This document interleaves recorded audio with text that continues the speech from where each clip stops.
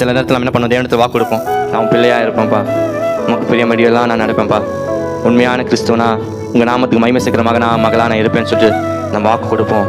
கசப்பு, கோபம், வெறுப்பு, யார் மேலும் கோவப்பட மாட்டேன். இங்கே நம்ம என்ன பண்ணுவோம், ஒரு தீர்மானம் எடுப்போம், நான் கோபப்பட மாட்டேன்னு சொல்லுவோம். வீட்டுக்கு போனேன்னு ஒரு அந்த இடத்துல நம்ம என்ன பண்ணுறோம், சொல் தவிர்றோம். இந்த தேவன் எனக்கு என்ன செஞ்சுட்டார், அவர் எல்லாமே செய்கிறதுக்கு ஆயத்தமாக இருக்கிறார். பெற்றுக்கொள்ளத்தக்கதாக நம்முடைய ஆயத்தம் எங்கே இருக்குது?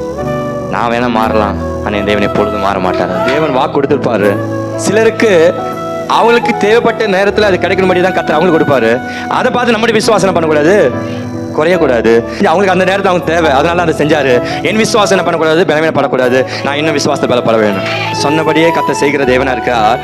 அதை எப்போ செய்வார்னா, நிர்ணயித்த காலத்தில் அதை நிறைவேற்ற தேவனா இருக்கிறார். ஒரு முறை அவர் வாக்கு கொடுத்துட்டார்னா அவர் நிச்சயமா நிறைவேற்றுவார். நிந்தனை, அவமானம், வேதனை எல்லாம் கண்ணீரும் மாறப்போது நிச்சயமா செய்து முடிக்கிற தேவனா இருக்கிறார். அதனால